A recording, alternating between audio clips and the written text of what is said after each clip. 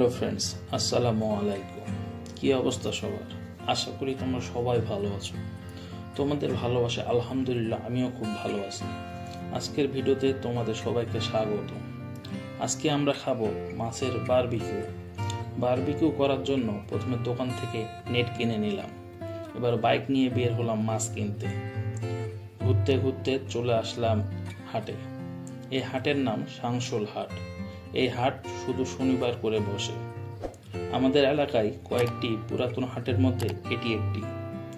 আমার ভালো করে মনে আছে, আমি যখন ছোট ছিলাম তখন এই হাটে এত মানুষের সমাগম হতো যে পা রাখার জায়গা থাকতো না। সেই হাট আজ মৃতপ্রায়। আজ আমাদের হাটে আসতে একটু দেরি হয়ে গিয়েছে। সময় নষ্ট না করে মাছ হাটিতে প্রবেশ করলাম। দেখি মাছও প্রায় শেষ, তাই তাড়াতাড়ি করে কয়েকটি পাঙ্গাস মাছ কিনে নিলাম।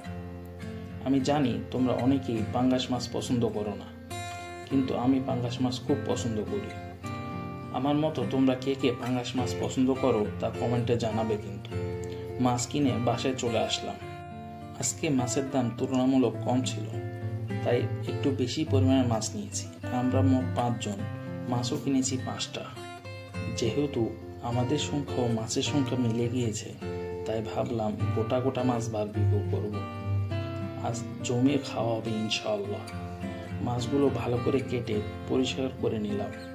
প্রয়োজনীয় সকল মশলা পরিমাণ মতো দিয়ে 1 ঘন্টা ম্যারিনেট করতে রাখলাম। আমি কি মশলা ব্যবহার করেছি তা ডিসক্রিপশন বক্সে লেখা আছে, চাইলে তোমরা দেখে নিতে পারো।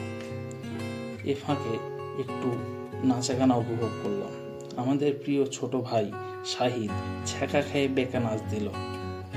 তোমরা একটু দেখো।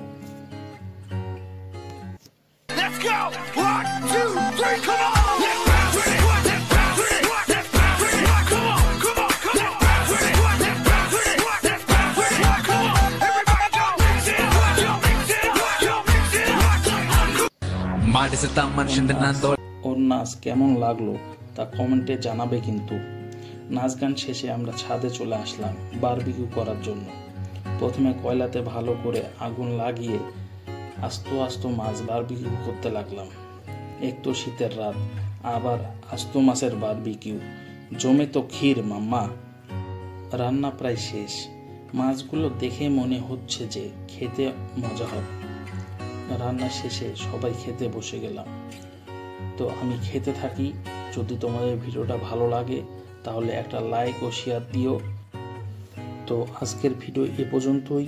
সবাই ভালো থেকো, সুস্থ থেকো। আল্লাহ হাফেজ।